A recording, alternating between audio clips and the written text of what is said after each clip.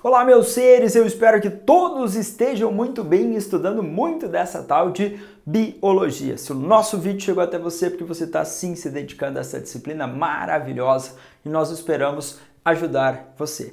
Antes de continuarmos a nossa jornada aí de playlist sobre genética, inscreva-se aí no nosso canal, deixe seu like, ative as notificações para o mais rápido a nossa aula chegar até você e deixe seu comentário aí também. Se você teve dúvidas, eu respondo você o mais rápido possível. Nós estávamos trabalhando anteriormente interação gênica, que era a ação de dois ou mais genes na determinação de um fenótipo.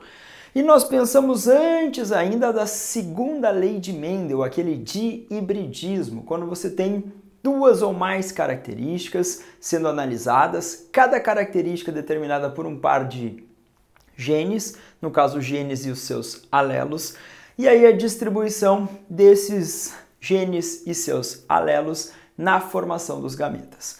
Só que tudo mudou quando Thomas Hunt Morgan, estudando moscas Drosophila melanogaster, observou algumas proporções um pouquinho diferentes na análise de determinadas características. Então, a gente vai pensar agora em linkage ou ligação gênica. Quando nós pensamos em linkage, genes no mesmo cromossomo.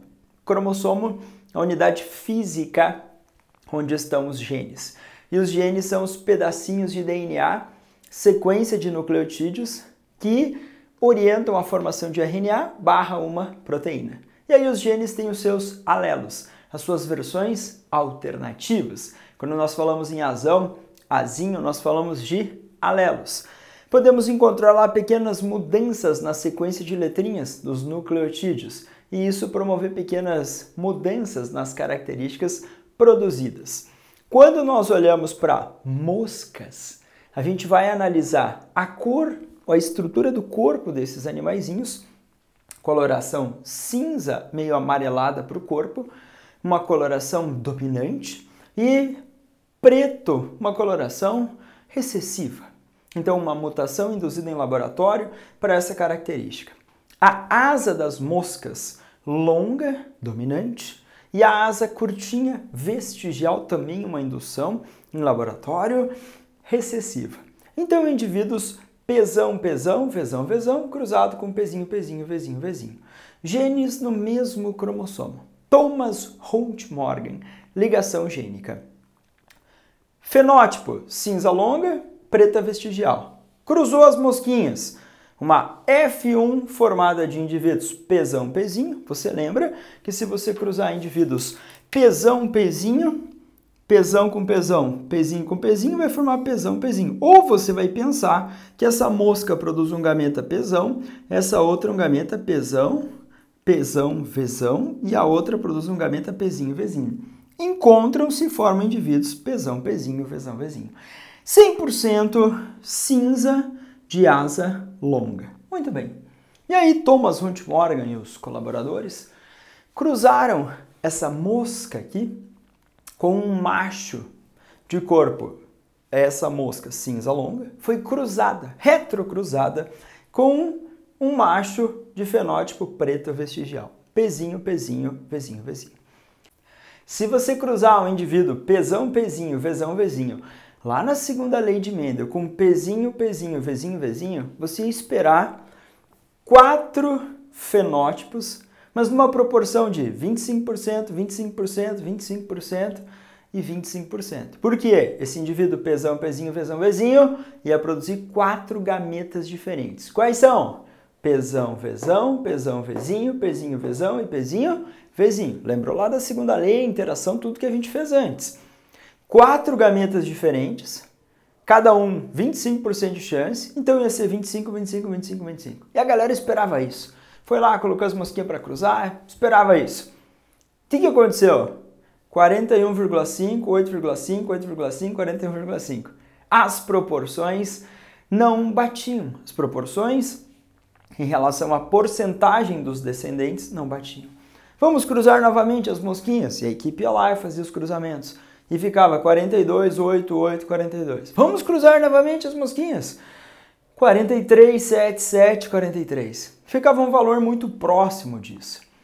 As proporções esperadas não batiam com as ideias da segunda lei de Mendel. Aí, Thomas Hunt Morgan vai propor a ideia de que ao invés dos genes que determinam a estrutura, a cor do corpo e a forma da asa, eles não estão em cromossomos separados. Eles podem estar no mesmo cromossomo.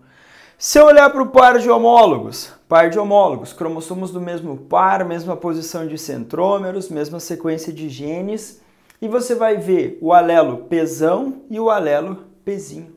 O alelo Vzão e o alelo Vzinho. Você percebeu que eles estão no mesmo cromossomo? Se fosse na segunda lei, eu vou colocar aqui, ó. Se fosse na segunda lei, você ia ter um indivíduo Pzão e aqui Pzinho. Pzinho Pzinho. E aí você ia ter num outro par o Vzão e no outro par o Vzinho. Isso aqui era a segunda lei. O Pzão, Pzinho num cromossomo, num par de homólogos, Vzão, Vzinho no outro par de homólogos. Agora, Thomas Hunt Morgan vai levantar para nós essa possível relação de mais de um gene nesse cromossomo, ou de esses genes estarem no mesmo cromossomo. Isso vai ser testado, observado depois por muitos outros pesquisadores em 1910, 1920, 1930, e a galera vai falar, pô Morgan, você é o cara aí, e sim, esses genes estão no mesmo cromossomo. Aí, isso vai explicar para nós essa proporção fenotípica. Como os genes estão no mesmo cromossomo, a gente vai separar eles por determinadas posições nesse cromossomo, ou como eles estão arranjados. A prova pode falar de posição ou arranjo no cromossomo. Se você tiver o Pzão e o Vzão, que são os dominantes para as características no mesmo cromossomo, Pzinho e Vzinho no mesmo. Isso é posição cis. Pode aparecer assim Pzão, Vzão, Pzinho, Vzinho, dois tracinhos, Pzão, Vzão, Pzinho, Vzinho, um tracinho apenas. Posição cis. Os dominantes, mesmo cromossomo, recessivo, mesmo cromossomo. Agora, na posição trans, você tem um dominante e um recessivo, um dominante e um recessivo. Então pode aparecer assim, Pzão, Vzinho, Pzinho, Vzão, Pzão, Vzinho, Pzinho, Vzão. Um dominante, um recessivo, um dominante, um recessivo. De acordo com a posição dos genes no cromossomo, isso vai ter uma influência na produção dos gametas, na proporção ou porcentagem da produção dos gametas.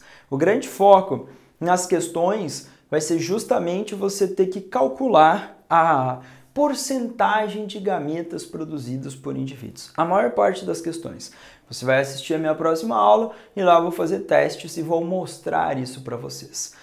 Quando a galera vai desvendando essas ideias, eles vão fazer uma associação também, que quanto mais próximo estão esses genes, maior proximidade, mais difícil eles se separarem no fenômeno chamado crossing over. Agora, quanto mais distantes estão os genes no cromossomo, mais fácil quebrar esse cromossomo entre eles e aí eles serem trocados na hora de produzir os gametas. Então, eu trago para vocês aqui a ideia de um par de cromossomo duplicado. Aqui você vai ter um Pzão, aqui você vai ter um Pzão. O Vzão e aqui um Vzão. Então, eles são geneticamente iguais. Isso aqui são as cromátides irmãs. Eu coloquei só aqui do lado, ó, Pzinho e Vzinho, mas aqui vai ter Pzinho e aqui Vzinho, então geneticamente iguais. Só que lembra que lá na meiose os cromossomos se aproximam e trocam fragmentos de cromátides homólogas, ou fragmentos aqui dos cromossomos homólogos. Isso era o crossing over. Então houve essa troca aqui, ó. O Vzinho veio para cá e o Vzão foi para lá.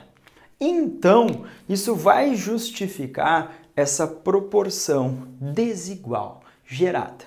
Por exemplo, esse indivíduo, Pzão, Pzinho, Vzão, Vzinho, ele vai produzir gametas.